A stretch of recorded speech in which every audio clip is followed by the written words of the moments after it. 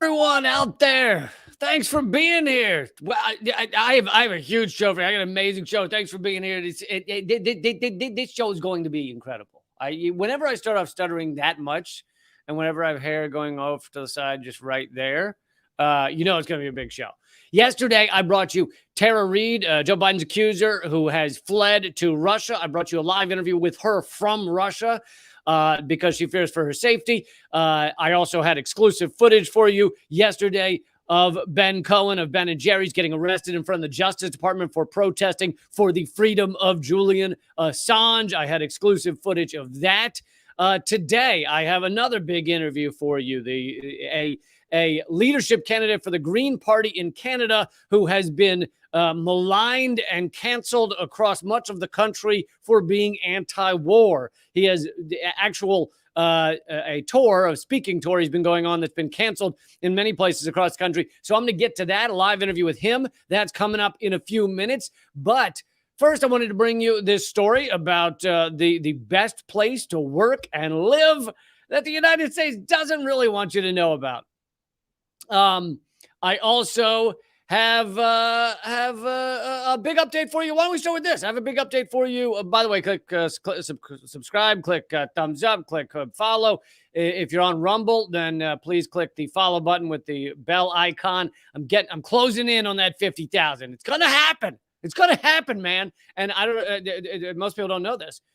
When you hit 50,000 subscribers on Rumble, they send you your own personal kit to paint your nails. It's like it's a nice little, you get to paint your fingernails with like a metallic blue, like something crazy to celebrate. And they send you one of those. I don't know that they actually do that, but they should. They should if I hit 50,000. Also, they send me plaque. Not a plaque. They send you plaque for your teeth. It's not a good gift. Okay, but I want to start with this. That many of you know that I am a campaign manager for one of the presidential campaigns. Is a campaign for because the two-party system, the two-party corporate system is a catastrophe, and it is destroying the world, and literally our world is dying around us and us in it. So I am working for a political campaign that is outside of that two-party system. I'm helping run a literal rock that I found on the ground for president of the United States. And that rock is polling really well. This is a big update. It's just a poll the other day on the Tweetsters. I don't know. I can't move it over to the threads yet. There's too many. No, stop it. Stop it with I can't. The presidential election is a 2-year-long political theater stunt that the American people have almost zero impact on. We then have basically zero impact on the behavior of the person who wins or the party that wins. That being said, who would you vote for if these were your options? Joe Biden, Donald Trump, a rock off the ground. And a rock off the ground with 1,800 votes, people voting, 76.3%. One easily rock off the ground won. Like not even a competition. 76%, 16% for Trump, 7% for Biden. I mean, it just destroyed the competition. And another exciting announcement about the Yard Rock campaign is that the literal rock that I'm running for president 2024 because half of all the proceeds are going to erase medical debt for people across America. And we have already erased with this campaign, and this is absolutely true. I'm not kidding. We've already raised $20,000 of medical debt for struggling Americans using the site, using the campaign. And the way we're able to do that is not because we have sold $20,000 of merch, but it's because RIP medical debt multiplies how much you donate by the way that you can buy up debt in America. And I've explained that before, but so I won't get into it now. But here's everything the Rock stands for, the Yard Rock stands for. And I think you would really support a lot of it. So check it out. It's at yardrock2024.com. It also says at the end of the list that if you find a human candidate who fits all the criteria, then support them. So I am not, listen, I am a big supporter of inanimate objects, but I am not saying support inanimate objects at the expense of those that are animate. I'm just saying if you can fit all of the platforms, all of the policies that this rock stands for, such as being anti-war his whole existence, such as, never getting super PAC funding, not supporting NAFTA, not supporting Patriot Act, not supporting FBI, CIA. If you can find a human candidate that does all those things, then you should support them. So he's not anti-human. He just wants a solid human. But anyway, 50% of all proceeds from the tiny little merch store we have there go to eliminate medical debt. So check out yardrock2024.com. We also have some Team Orca stuff we put up there. And by the way, no one, in case you think that someone's paying me to say this, no one, I just created this site. So I am not a part of anybody else's thing, but we added some Team Orca stuff because the Orca are doing good work, and they've been knocking over yachts. Many of you have been following that story off of Spain, but also off of Scotland. They're getting the word out better than most whales and mammals. Most mammals can, I think. But okay, so that was a big update on the polling there. Yard Rock running away with it. And again, I will speak to the other humans. If RFK Jr. wants to come on and debate the Yard Rock, then we're here for that. I will be talking to Cornel West in a couple of weeks and on this show, and we'll ask him how he feels, whether he feels he can beat the Yard Rock. So all those things are good. It's all good to have that discussion, but obviously we should not spend that long on presidential electoral bullshit. So let me get to this story. So there's been a new survey of expats. So this is of people who left America, who fled America for one reason or another. They decided America's not for them. They got the hell out. It could have been Indiana Jones 5 that did it for them. It could have been like, if you're going with 5 Indiana, the guy's 80 years old. Let him rest. Let him rest. Just give him a break. For fuck's sake, Indiana Jones 5, man. Maybe that's why they did it. But whatever reason, they have left the United States, and they have, of all the expats polled, thousands polled, they came up with a winner for the best country, the number one destination to live and work. And if you listen to U.S. propaganda, it is not the country you think I'm about to say. The answer is Mexico. Expats in Mexico are some of the happiest in the world, according to a new report from Internations, the global community for people who live and work abroad.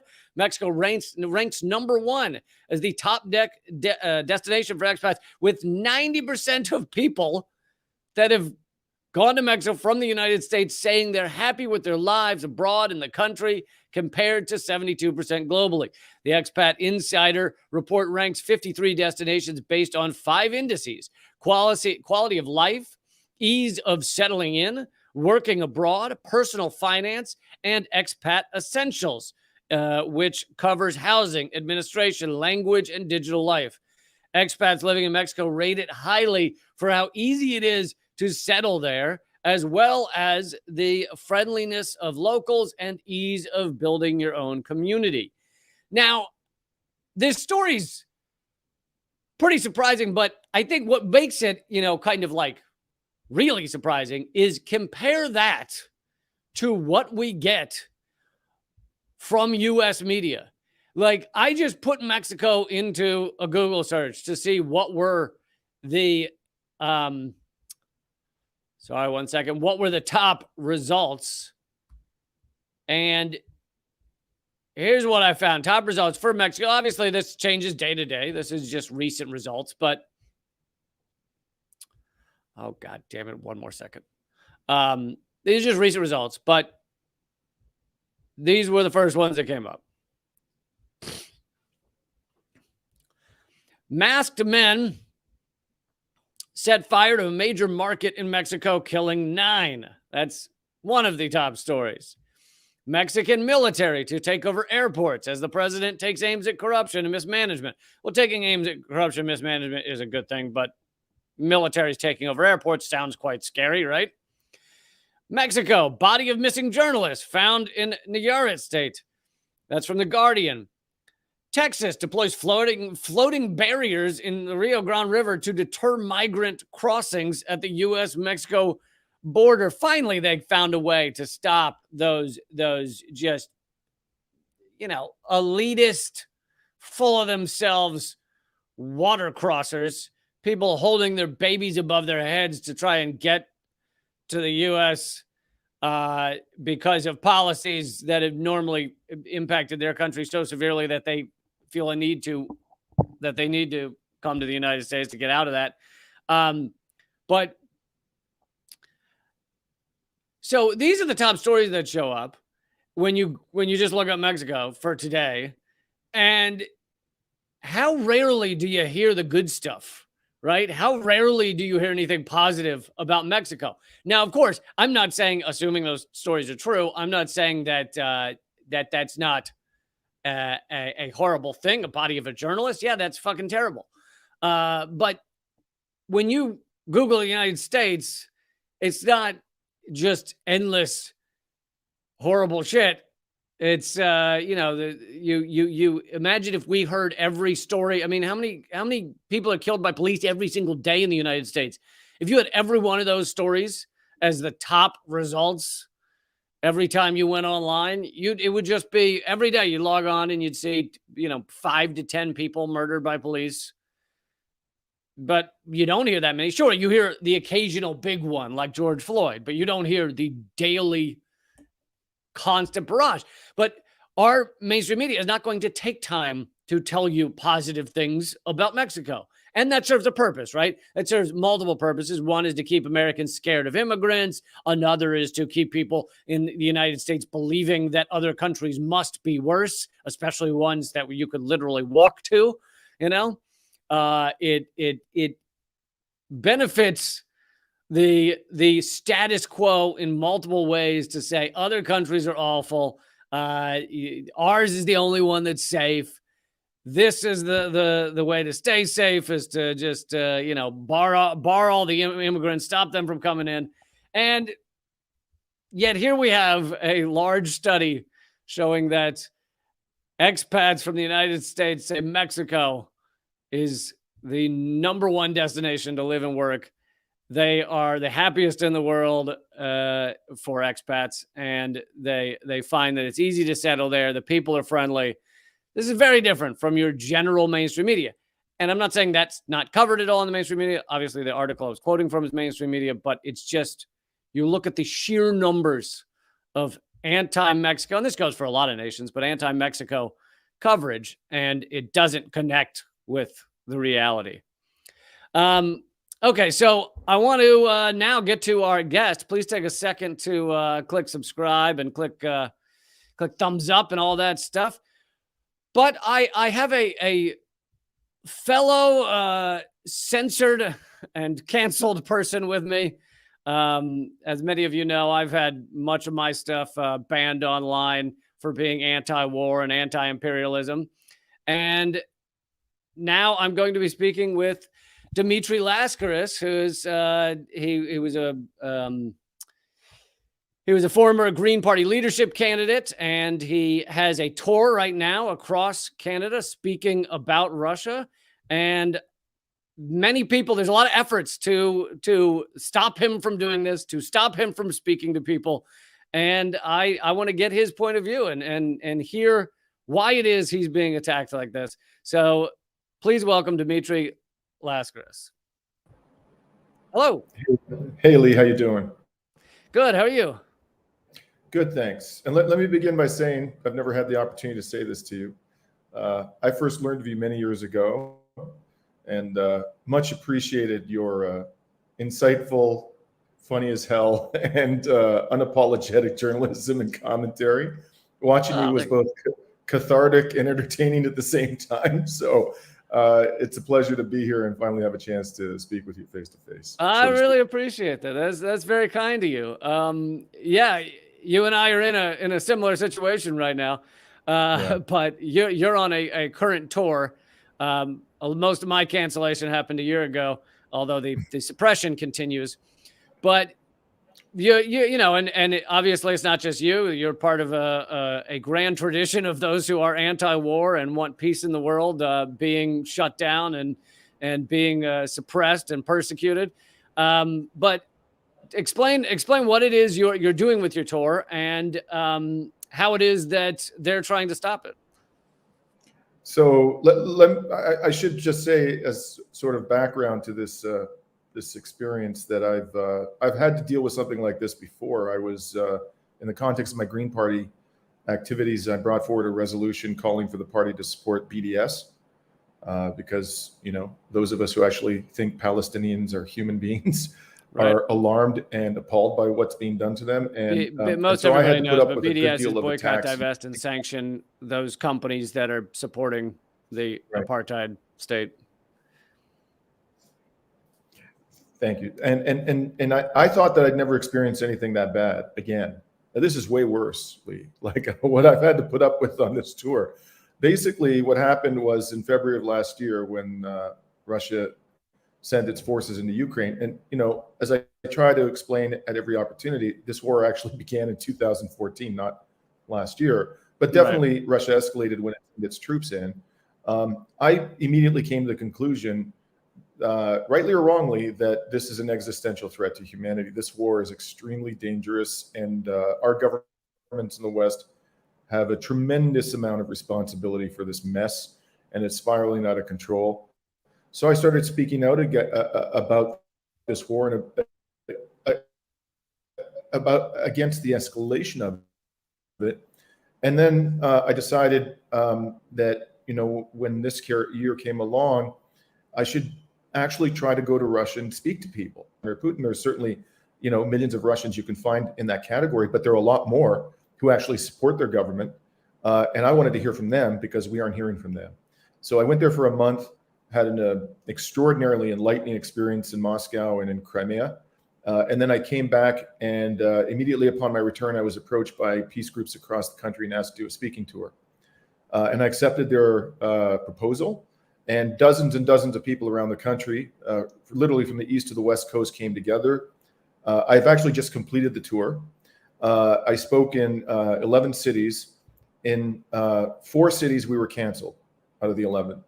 And in one city, we were canceled twice, in Winnipeg, one of Canada's largest cities, within a 24-hour period. Yeah, we had one, they canceled. We got another one, they canceled. And then finally, at the 11th hour, we found a third one. And we actually managed to hold the event, you know, and had a really good turnout.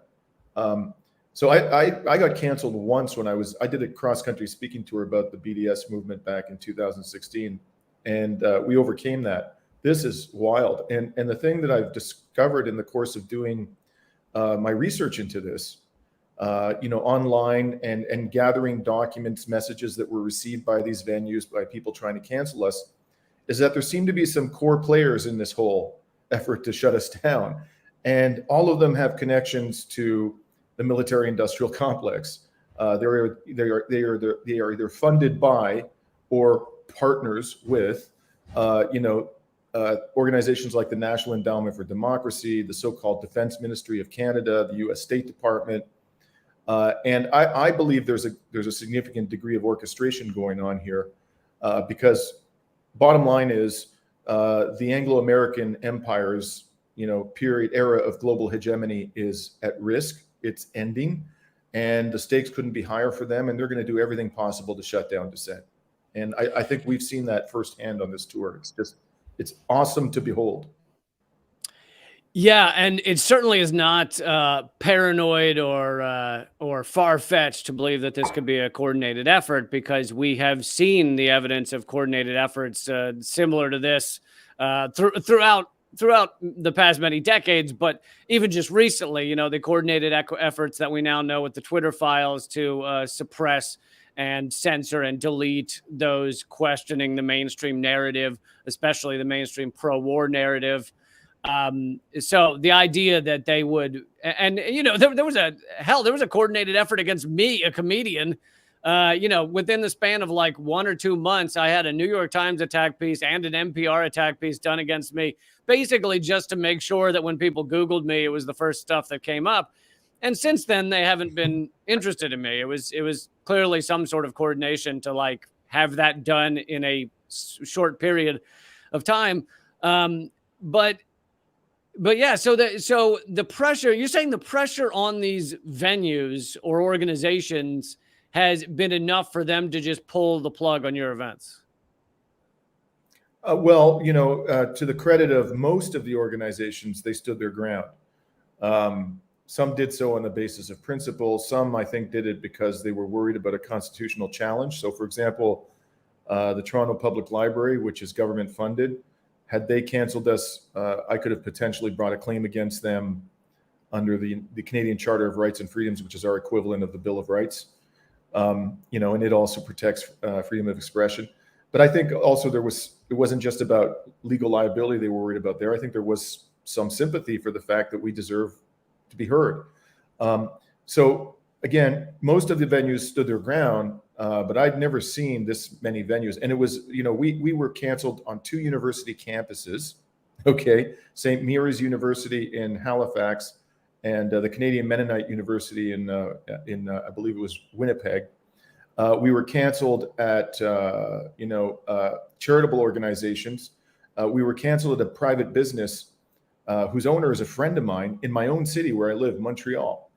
And they were he actually said to me 3 hours before the cancellation, I gave you my word, I'm going to keep my word. And then an hour and a half later, he had to go back on his word because they were and I don't fault him for it. They were in the process of destroying his business. I mean, it was unbelievable what they were doing to him. Wow. There was a camera crew was going to come down and film people going in. There were going to be people standing outside his business protesting that he was giving a platform to a so-called Kremlin agent. They started giving him 1-star ratings all over, Google and other online platforms. And he had carefully built up a wonderful relationship with his clients over many years. He was just watching it destroyed before his very eyes. And so he finally said, look, man, they're going to kill my business.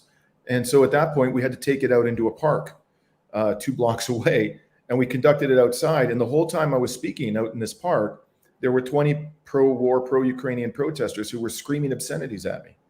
And so I had to shout in order to be heard. As I said, I've never seen anything like it. And I think it's a really troubling, disturbing commentary on the deterioration of free expression in our societies. This is happening all over the West. We're running around lecturing other governments and countries about freedom of expression. We're setting a horrible example for the world. But, to play devil advocate, there's got to be something wrong with you psychologically that you don't want to see children murdered. I don't really understand why you would take that stance. But what can you explain some of what you say on this tour that they're finding so offensive? What is it you found in your trip to Russia? Well, the first thing I found in my trip to Russia is something I more or less concluded, but was a conviction that was strengthened by talking to people, is that Russia has some legitimate complaints. They have legitimate complaints. One complaint is they were assured that NATO wasn't going to expand eastward, and it did repeatedly. Another complaint is that there is a serious problem with neo-Nazism in Ukraine. And in fact, we could go on and on for hours about all the Nazi insignia that, the far-right militias are using in Ukraine. I talk about one fact, and that is the parliament of Ukraine adopted a national holiday for Stepan Bandera, who was, an anti-Semitic, mass-murdering, genocidal Nazi collaborator.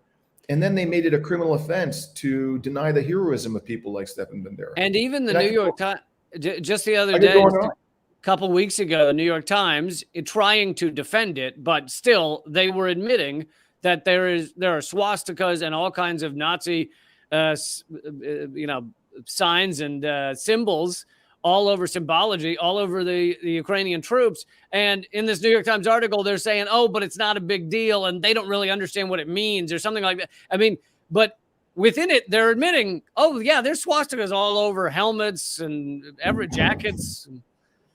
Yeah. But, they're bastards, but there are bastards. To quote, I think it was President Truman.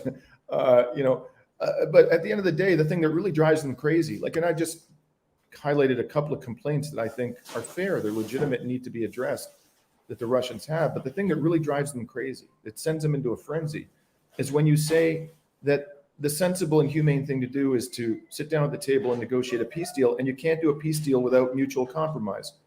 You have to make compromises to the other side. They too would have to make compromises.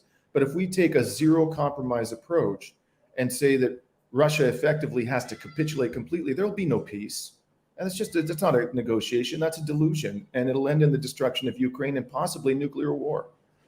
And that just drives them nuts. And I can't understand why. Right. I mean, every one of these conflicts has ended at the peace table at some point. It's just a matter of when. And we know that the U.S. and Western allies don't want to allow that to happen, don't want there to be peace. Absolutely. They want war because that's their objective, is to kill as many Russians as possible. I want to show some of the style of attack pieces against you. It says, You went to Moscow to whitewash the war. Is that your goal? Yeah. Just whitewashing war? Well, I'd like to think that the goal of our tour is actually to stop the killing, not to whitewash anything. And this guy, this dude Adam Zivo you're showing there, he's a columnist for a newspaper, the flagship newspaper of Canada's largest newspaper publisher, which is Post Media. And your viewers may be interested to know that Post Media is controlled by a pro-Trump hedge fund based in Connecticut. This is Canada's largest newspaper. And this article appeared on the front page of their flagship newspaper on a Monday morning. And as a condition of my doing the interview, because I've been dealing with this newspaper for years, they've been dragging my name through the mud for years. Mm-hmm. I told Zivo that I would not do the interview unless he agreed to have me record the entire conversation and then publish it on my website. And I did that. And I urge people, if they're interested in seeing the discrepancy between what's reported in these newspapers and what is actually said between the journalist and the interviewee, they should listen to the recording after they read the article. Yeah, I had something similar when NPR wanted to do the piece on me, and they kept asking me for an interview. And I said, absolutely, if we can do it live, because I knew that they would, they're a radio station, not print. So I knew that they would just take whatever little half a sentence they could find to support their garbage. And so they kept refusing. They said, oh, no, we don't often do live interviews. And so they did the attack piece without an interview with me. And the following week, they talked to Karl Rove live. So the sane guy, they won't talk to live, and the lunatic gets a full hearing. I mean, what more do you need to say? And this is the state broadcaster of the United States you're talking about. Yeah, that many people view as so aggressively left wing when it's not. It's neoliberal pro-war garbage. But so talk a little about Canada, though, because I have plenty of viewers in Canada, but I have a lot of viewers in the U.S. who probably don't quite know that Canada is supporting this proxy war or what your average Canadian might believe. Yeah, so Canada is it's in it up to its neck, this war. The Prime Minister Justin Trudeau, who's trotted out and paraded like some kind of progressive superstar on the world stage, is in fact a warmonger. And not only is he a warmonger, he is in fact a tool, a vassal of the United States government, as are effectively all leaders in the West nowadays, to varying degrees. And ultimately, he's just going to do whatever the neocons in Washington tell him to do. We also have in this country a very large Ukrainian expat community, some of whose members are very peace-oriented, very progressive, and I'm honored to know them and work with them. But a lot of them come from the right and the far right of the Ukrainian political spectrum, and I think Trudeau, to some degree, is trying to curry favor with that constituency. It's a sizable one. And at the end of the day, we're also just the mere fact that we're members of NATO. Like I said, I gave a speech in front of the U.S. consulate on Sunday in which I said that, basically NATO is the mafia and the godfather is the U.S. government, and what they're running is a protection racket. You know, and if you become a member of NATO, what's going to happen is you're going to, first of all, you're going to see huge amounts of money constantly siphoned off from the public treasury to enrich arms manufacturers, most of whom are in the United States. And the other thing you're going to do is lose sovereignty over your foreign policy. Basically, the U.S. government is going to tell you what your foreign policy is. That's exactly what's happened to Canada. So, you know, people out there who have this image of Justin Trudeau as some kind of a beacon of progressivism, you know, hope for the future. For the truth could not be further apart from that, the image that we're given of him. And I hope that people outside Canada dispense with this notion that somehow, you know, we're good, we're peaceful, we just want to get along. That's not what this country's about, not at the leadership level. There are a lot of Canadians in the streets who feel that way, but at the leadership level, we are completely, you know, paid for by the U.S. government. Yeah. I think, you know, a lot of people think that a lot of people in the U.S. think that Canada is this peaceful neighbor, but really, Canada just signs on to all the wars the U.S. Gets involved in. Last question: what's next for you? The tour continues, I take it, and do you have any aspirations for further political office, or where do you see yourself? You know, I had the opportunity to run again for the Green Party of Canada leadership last year because the candidate, I came a close second. The candidate who defeated me lasted a year in the position. But frankly, Lee, I couldn't bring myself to do it. I learned in that experience that politics is a cesspool.